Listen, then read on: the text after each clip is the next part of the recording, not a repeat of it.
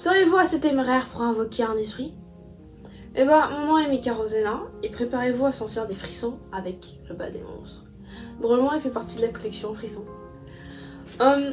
L'auteur de ce livre s'appelle Karine Lambert, et la maison d'édition est Héritage. Cette histoire se passe dans la ville de Val-des-Anges, où un meurtre a été commis en 1995.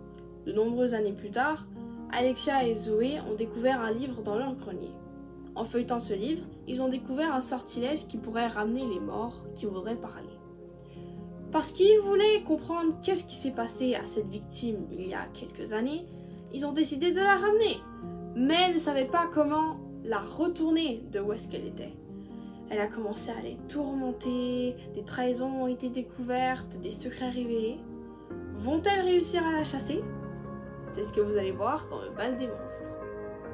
J'ai bien apprécié les thèmes de ce roman parce qu'ils englobent généralement bien le mode de vie de nos jeunes, de notre société, et ils rajoutent un brin de divertissement. Il y a 3 sujets auxquels je vais vous présenter. Il y a la rivalité, les problèmes familiaux et la trahison. Je trouve que la rivalité et les problèmes familiaux sont souvent vus chez les adolescents de notre société, donc ça aide avec la crédibilité du roman. En plus de cela, la concurrence que je vois dans ce roman ressemble pas mal aux films d'école, genre High School Musical, si vous comprenez ce que je veux dire. Et la trahison nous montre vraiment que les erreurs du passé peuvent ressurgir à n'importe quel moment. Ça m'a aidé à compatir avec les personnages. J'ai vraiment aimé l'évolution psychologique des personnages dans ce récit, car même si ça n'a l'air de rien, j'ai trouvé ça vraiment important de voir comment les personnages ont changé. Je vais vous présenter 2 personnages, Tania et Milo. Tania était une maman qui laissait sa fille faire ce qu'elle voulait, genre se promener seule la nuit. Mais elle a commis une grave erreur quand elle était jeune et malheureusement son passé est revenu la hanter. À cause de cela, elle est devenue paranoïaque envers sa fille et comme le dit Bill Watterson, tu n'es pas une maman si tu ne sais pas te réparer. Donc elle a essayé, puis elle est encore devenue paranoïaque. Elle était vraiment normale avant, donc c'était quand même un gros changement.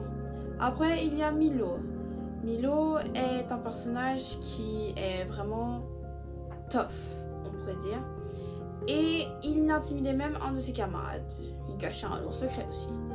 Mais après une expérience très traumatisante, il a fini par avouer son soi-disant secret à la personne concernée et il commence à traiter mieux les personnes. Donc, c'est vraiment un gros changement. Et ça m'a vraiment permis à regarder les personnages sous un autre angle. J'ai bien apprécié la fin de ce roman, car elle est imprévisible et révoltante. En effet, 2 personnages ont avoué commettre une grosse trahison. Et ça, je vous le dis, vous ne vous y attendrez pas.